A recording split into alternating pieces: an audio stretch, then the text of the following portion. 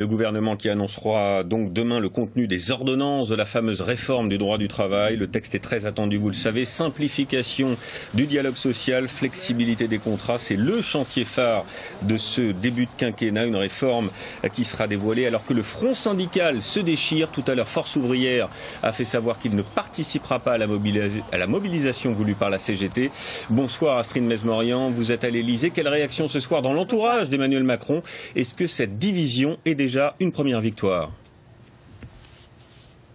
Écoutez, indéniablement, c'est une bonne nouvelle pour Emmanuel Macron, car FO qui ne manifeste pas, c'est moins de monde dans la rue. C'est un front syndical disloqué, alors que la CGT et Solidaire l'espéraient unis. Il l'était d'ailleurs davantage en 2016 contre la loi El Khomri. Alors, du côté de l'Elysée, on se félicite contre, je cite, la méthode Macron de négociation, c'est-à-dire rassembler tous les partenaires sans céder surtout. Et Muriel Pénicaud, la ministre du Travail, ancienne directrice des ressources humaines, aurait aussi appliqué cette méthode avec succès, nous dit-on. Et il faut dire aussi que Jean-Claude Mailly, tout à l'heure, a d'ailleurs évoqué lui-même une vraie concertation. Alors, tout ça nous renseigne assez peu sur le contenu de ces ordonnances et d'aucuns pourraient y voir une ambition réformatrice moindre. Pour le savoir, il faudra encore un petit peu de patience jusqu'à demain à midi, le moment où ces ordonnances seront dévoilées.